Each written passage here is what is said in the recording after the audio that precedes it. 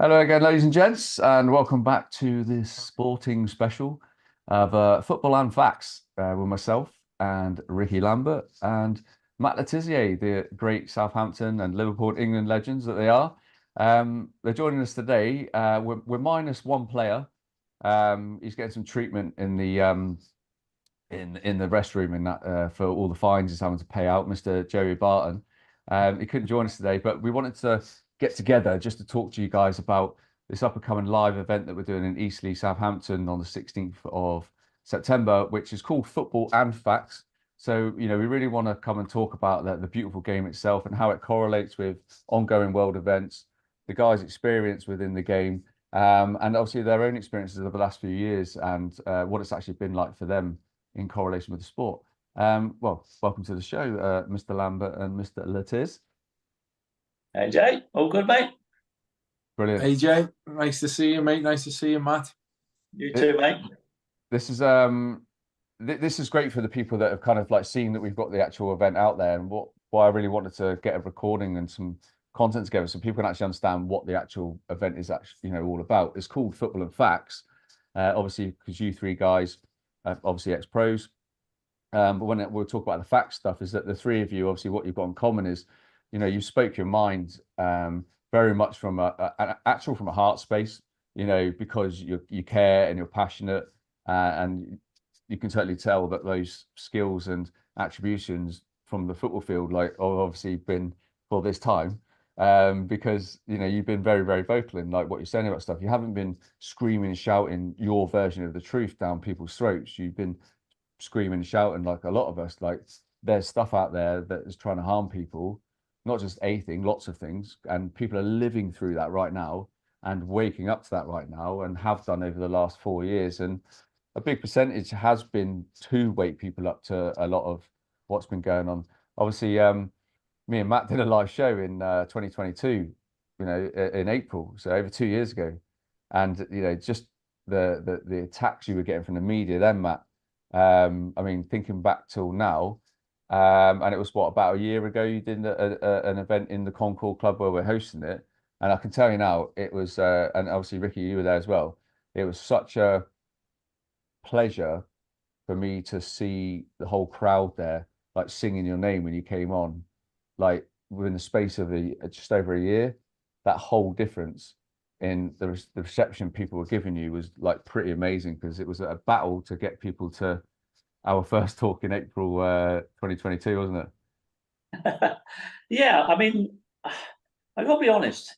Even through all the stick that I was getting in the media for my views on everything, a lot of that abuse was coming online. I wasn't really getting it in actual real life. So, like when I was out and about amongst people, walking around town, I go to Cheltenham. I go to football matches, and I didn't get the same reaction from people in real life that I was getting online. And that gave me great heart to know that, what I was saying, people are not offended by it. There's some people online who are not, a lot of the time not actually being who they say they are, for a start. There are people who are paid by certain organisations to try and shout you down and stop you from voicing your opinion. They obviously don't know how mentally strong I am and how I don't get bullied by people very easily. And so actually in real life, I've never really had that nasty reaction that you get from people online. Yeah. And has that been the same for you, Rick? Yeah, so it's I would love to sit here and say I wasn't affected, but it was tough. What was tough is the age of my kids, and that the kids were getting approached like in schools. Carter, my eldest, and especially when I was coming out speaking about the vaccines and then the comeback I had. I've always said, like, obviously the comeback I had was nothing like Matt's, but they targeted me as well. And like Matt said, whatever I said or whenever I would publish my opinion on anything, then we got targeted by hundreds of like these like 77 Brigade or bots. and it was kind of ridiculing us, which didn't bother me, and I know it didn't bother Matt. And what that was doing, it's called astroturfing, isn't it? It's creating a false environment. So when someone goes in and sees that comment or opinion, they look at the comments and they see it and they're gobsmacked, or they're shocked at like everyone's opinion, what seems to be everyone's opinion, when it's actually not. It's not. It's completely false. These obviously real opinions in there, but it was the magnitude of the targeting which hit me a little bit. But I got through it. And then it was just when things were starting to come true and things were happening, what we were saying was going to happen, that's when people were starting to like come around and agree. And but in person, like Matt said, I never got approached once in a negative way about it. Not once. It was always online. Yeah, and I suppose that's what it's been used for, hasn't it? It's been weaponized against us. And I literally shared just today, there's been an official letter to Jim Jordan from Mark Zuckerberg, obviously of Meta, basically explaining that Facebook were forced to carry out all this censorship through the US government. So obviously, they had their part playing it. So they still chose to give me 9 30-day bans. It wasn't the US government. And they said that in this actual letter, and I've actually shared it today. It shows you all the censorship was there. I'm on my 5th YouTube channel. You know what I mean? And I've actually been taken off Facebook now, I think about 3 weeks ago. It took them that long to take me off, so fair play to them. But it just goes to show you like how sensitive we've all been, and there's millions out there, not just the 3 of us here, to suppress the information, and any information that people saw of you guys was always almost like that's what they wanted the opposition to see. So there's always going to be that that cyber warfare between all of us. Yeah. Oh yeah. Go on, Rick. And it's as if they've got they're very, very clever at it. They're very, very clever. So when Matt or myself have such a strong opinion, which they know so many people are going to agree with, they'll put out a story, or they'll put out something Matt said or I've said in the past to kind of ridicule and kind of dampen the message of what we're trying to get out. And it's very good. It is very good. Some of the strongest messages I've got out have been just before some of the biggest ridicule I've got from certain outlets. And it's very clever. It has been very clever, but it's still got out. This is the good thing, that the information has still got out. And the people who were on the journey of being like awakened to what has happened and what is happening and what is going to happen, it's been brilliant to see. Yeah. And I was going to ask the same thing, Matt. Like obviously we talked about this loads, haven't we, like in person, and being how important being the observer is, because we've been the shouters for a long time, but like for a long time over probably the last half of that, we've been more the observer, haven't we? Because we can actually see in full view like the levels of human programming from like birth till adult, and you can literally see it in anyone. But you can also then appreciate why people react the way they do. So especially as the collective, so you could get the collective dumbed down as possible, so that you can just control them, and that's basically what we've seen. But at the same time, we've seen the power of how the collective come out of that, and how quickly then things are shut down. Like the NHS 100, for example, like how all the medical professionals have thrown all their uniform, weren't they, at the at number 10, and then over threats of a potential mandate, and obviously how quick that gets put down. That's just one example. And now we're seeing a different threat, a different bit of chaos every single week to just confuse the hell out of people. I'd even throw in Oasis getting back together in there, which actually I think is a really positive move, because everyone's really happy about it, right? Yeah. Minus obviously their opposition. So that's actually a really good thing to bring people together. So these are all like great examples, and I think as a result of that, I'm seeing it everywhere, listening to it everywhere. I can start talking about it and people will start coming over to me going, oh yeah, that's my views as well. That never happens. But like within the actual industry itself, Matt, like I mean, for the people you speak to all the time, have you noticed a level of like a big raise in their own levels of intuition, awareness, asking more questions, having more conversations with yourself? Yeah, I think it's definitely much easier to have conversations with people now, about the stuff that's gone on. I think there's enough time has passed that people are able to look back now and actually think, oh my God, what were we doing following those rules? Mm. You can sit down in a pub, but when you stand up, you've got to put your mask on, go to the toilet. Yeah.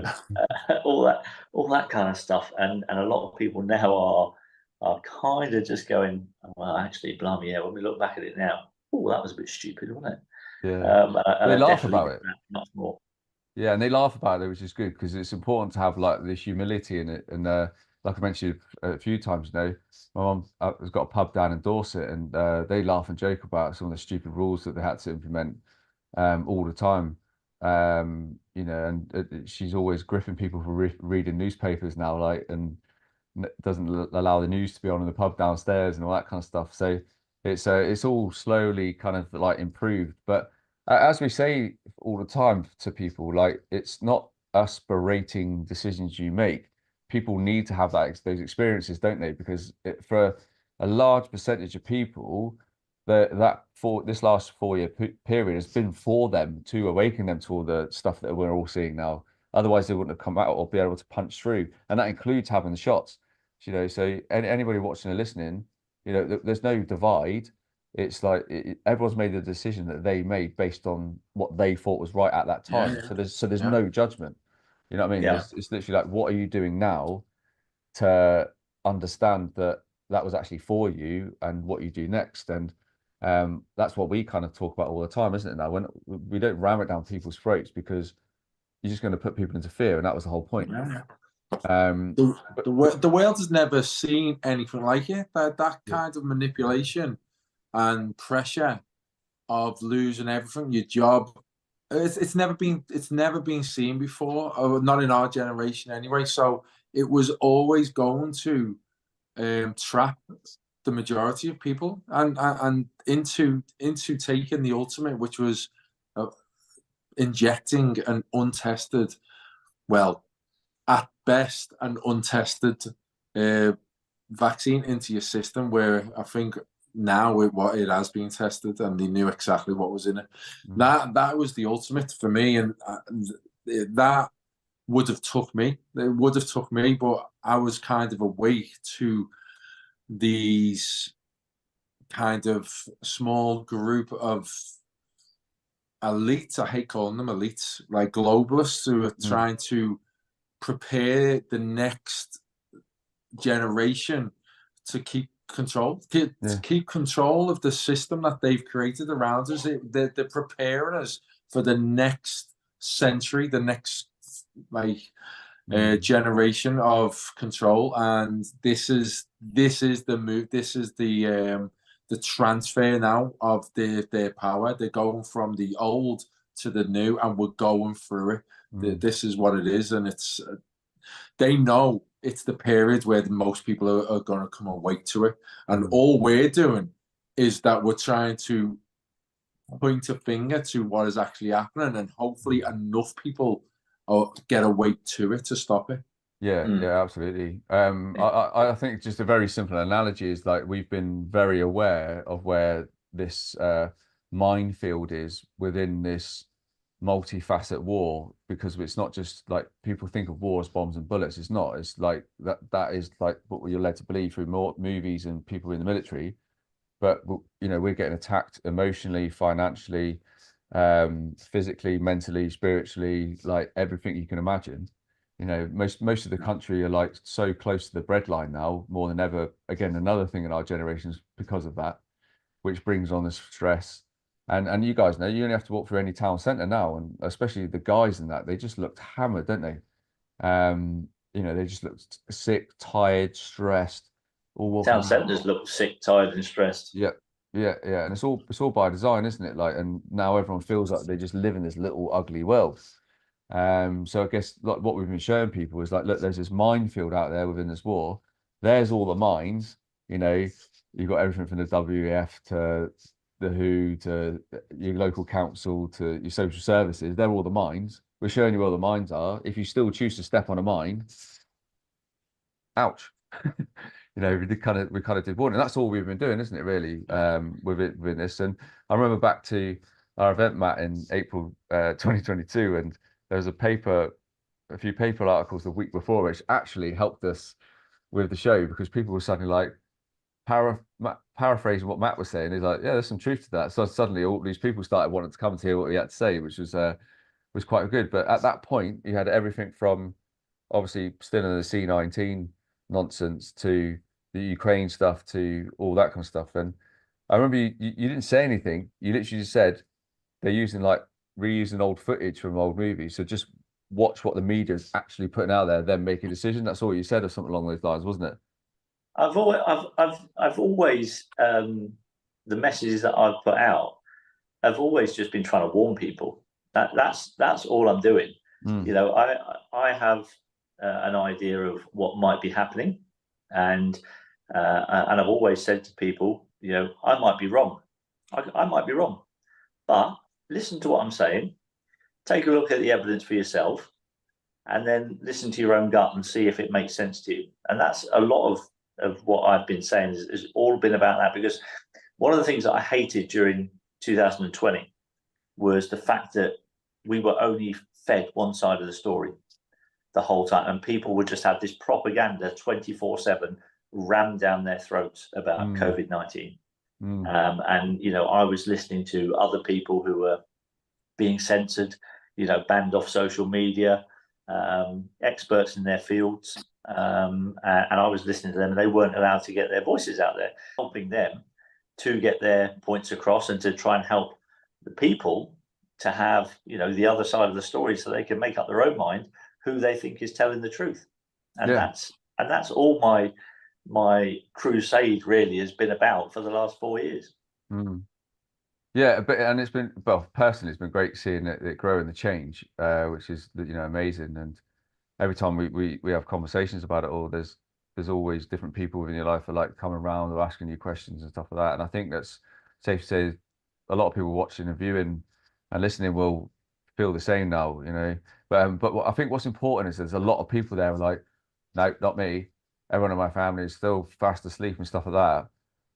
The message I'm trying to get across to people now is like that's fine. You've got to allow them. It's free will. Like they chose that.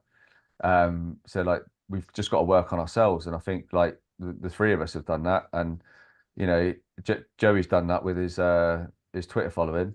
You know, but by speaking his mind, which is which, again, it's all kind of growth, really, isn't it? From the start of 2020 till now, and like what we're all doing individually. You know, I was actually in York today, and I stood on a statue, like a little cenotaph type thing. It was kind of like yeah, like a Tartaria type statue. It's clearly off an old building, but it's been repurposed right by the York Minster. And then the 4th of December 2021, I stood on that statue with Big Steve Forsyth, ex-Royal Marine, and spoke to like 10,000 plus people or something. And I said about the importance of standing toe to toe with tyranny. And I was calling the police out all around in the cordon. And it was like, it's quite remarkable to stand there today, like in, you know, August 2024, that time later, and see like this whole journey. And I was just like, this place is full of 10,000 plus people protesting against what was going on against government. And, you know, even I remember the abuse of people given from the sidelines to the people who were there. It was just like, wow. And just how it's all just the shift has been monumental, like in that collective and in ourselves.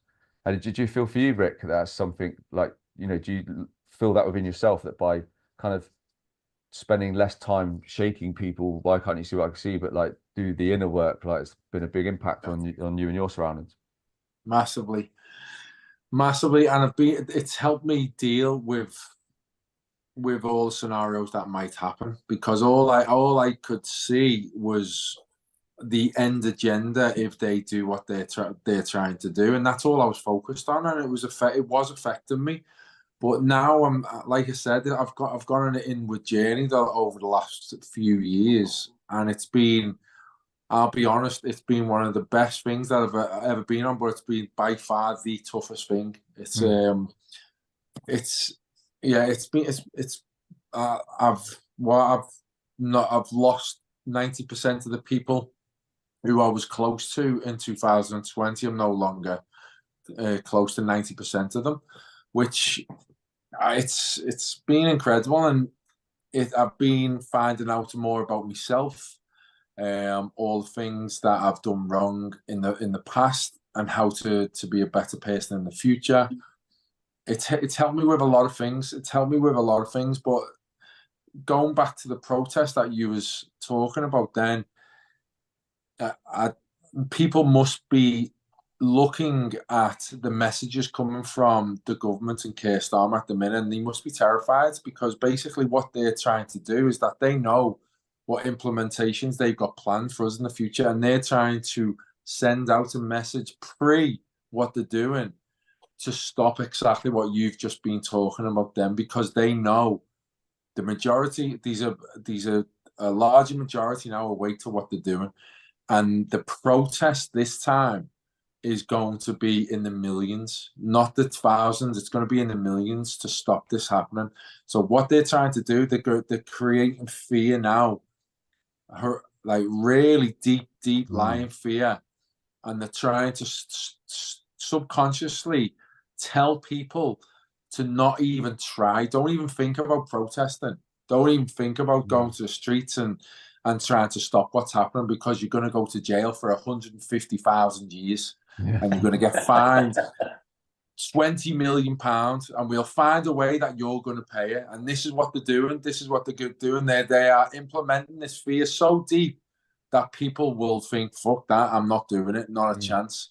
Where this is where people have got to stand up now. This is where what we've been talking about. And the reason why I'm doing it is because of my children's future.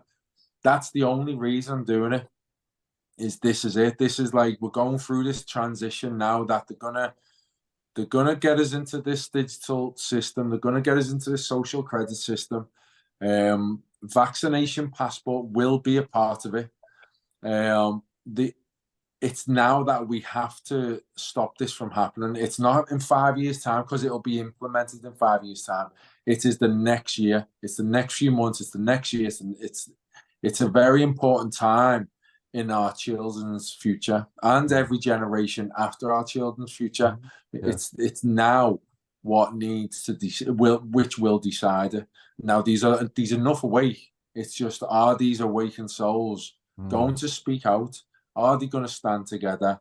Are we going to come together when needed, instead of falling for this divide and conquer? Are we going to come together now? Because this is it. This really is it. Yeah, absolutely. I think we're massive at the tipping point, and that's why we're seeing like a different load of crap like every single week coming through. But that's a big thing we wanted to speak, obviously, about with in the event, right? Like all this, highlight some of the bad stuff, like, because we've all lived through it together, and that's why it's important we unite for it all.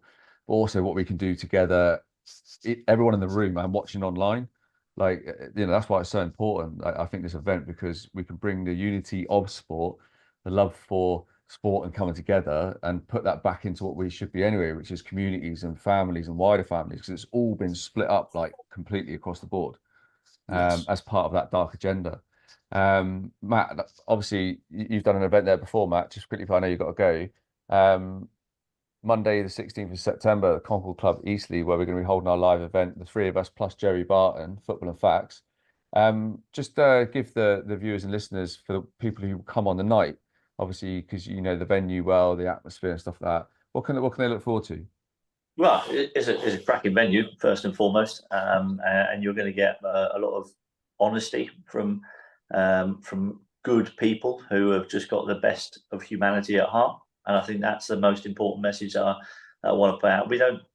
We don't give our opinions on things just to try to stay relevant, whatever that means, because that has no effect. I would much rather in my life just fall quietly out of the picture, like play my golf, spend time with my family, and have a nice quiet life for the rest of it. And you know, so I'm not doing this because I want to be in the limelight. That's the last thing that I would want to be doing. I'd rather have a government that didn't interfere in my life quite so much, and I could just get on with my life quietly.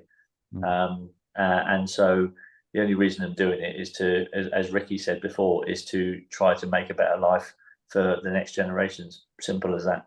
Yeah, absolutely. And that's the big message that we're trying to get across and want to get across to the people on the 16th. Obviously, share our own experiences, obviously with a lot of laugh and a lot of banter around it, because there is a lot to feel happy about, you know, despite the ugliness and the chaos, because it all gets brighter when you come together, right? And that's what we're really trying to create, actually. You know, talk about your own sporting histories and everything that you've done up to now, which has led to these points in your lives, you know, which has played a big part. Just like, you know, myself, 15 years in the military, I had to do that to do what I'm doing now, you know, and you guys are exactly the same. So for anybody watching and listening, you know, you do have the opportunity to come to the venue on the 16th of September, starting from 7. There's like lots of there's meal options, the full package. That's on the Concord Club website. I'll put all in the show notes as well, guys, so you know you don't miss out.